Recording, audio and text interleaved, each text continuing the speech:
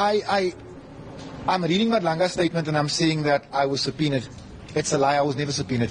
I emailed the commission and I said, you know what, my name's been kicked around like a football for 3 months. I demand my opportunity to speak. They came back to me and they gave me a date of the 11th. I think that was on the 3rd. I said to them, voter registration is the 4th, the 5th, the 6th. Those are the 3 busiest days of the year for me. Can you give me another date? I'm proposing the 30th. They said, no, it's the 11th or nothing. They, in essence, gave me 4 days to complete my submission. But now remember, as I'm trying to complete my submission, people are still mentioning my name left, right, and center on TV. So it becomes a little bit odd. So we submitted yesterday at 6 o'clock, which I think is still reasonable. I mean, it's not as if they need to go and find documents. I've given them everything. And then this morning I get here and I'm told by Yusuf that I'm unlikely to testify today, which is disappointing because I've come halfway across the country.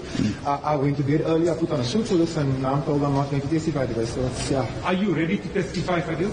I would not have emailed Madlanga to demand to testify if I wasn't ready. I think certain people would have read my submissions and thought we have a problem here.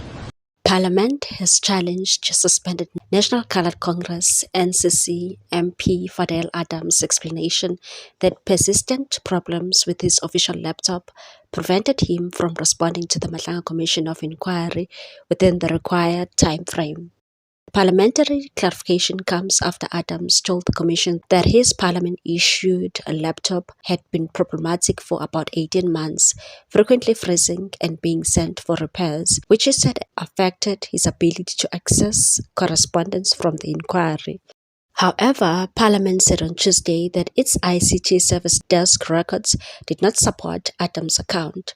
After reviewing records covering the relevant period, Parliament said it found no evidence of persistent hardware failure, repeated freezing on the laptop, or the laptop being reportedly submitted for repairs.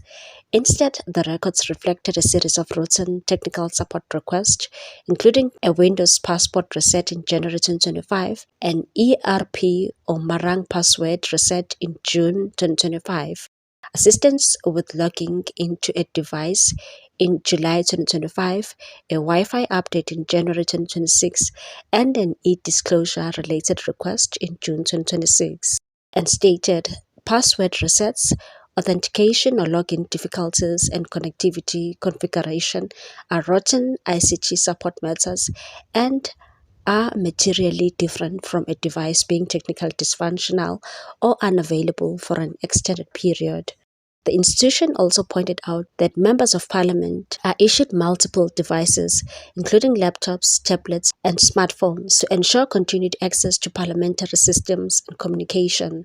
Parliament said established ICT support channels are also available to members experiencing technical difficulties.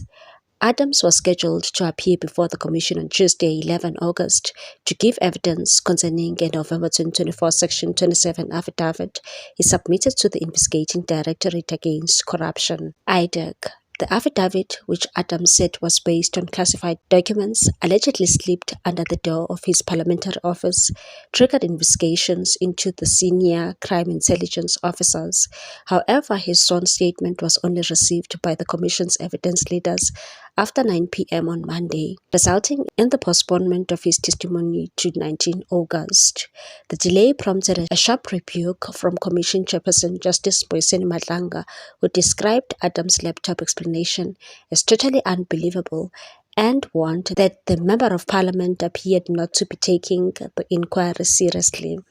Adams is already under scrutiny in Parliament and is serving a 20 parliamentary day suspension after being found to have breached the institution's ethics code by publishing the personal contact details of Democratic Alliance staff member in Parliament. Despite its strong rebuttal of Adams' laptop claim, Parliament stressed that its statement was limited to its own ICT and administrative records. It said the clarification should not be interpreted as a comment on the substance, credibility of Adams' evidence before the Madlanga Commission. The dispute now adds another layer of controversy to Adams' long-awaited appearance before the inquiry, where he is expected to face questions about origins of his affidavit, the classified information he allegedly received, and the allegations that subsequently triggered investigations into senior law enforcement officials. What's your take on this one, people? Thanks for watching. Please subscribe for more news.